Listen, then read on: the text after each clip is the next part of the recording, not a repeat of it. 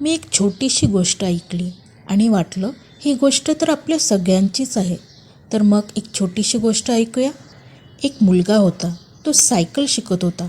पहिल्या दिवशी पडला, दुसऱ्या दिवशी पुन्हा पडला, तिसऱ्या दिवशी सायकल बाजूला ठेवली.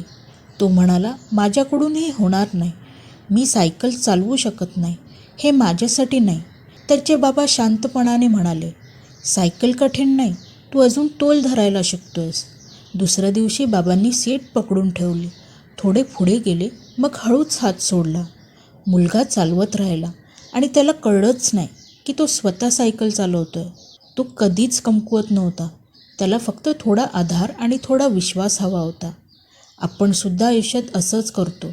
2-3 वेळा अपयश आलं की लगेच म्हणतो, मला जमत नाही, मी इतका हुशार नाही, मला गणित जमत नाही, माझ्यात आत्मविश्वास नाही, मी अजून तयार नाही. पण अनेक वेळा आपण कमकुवत नसतो. आपण फक्त जुन्या भीती धरून बसलेलो असतो.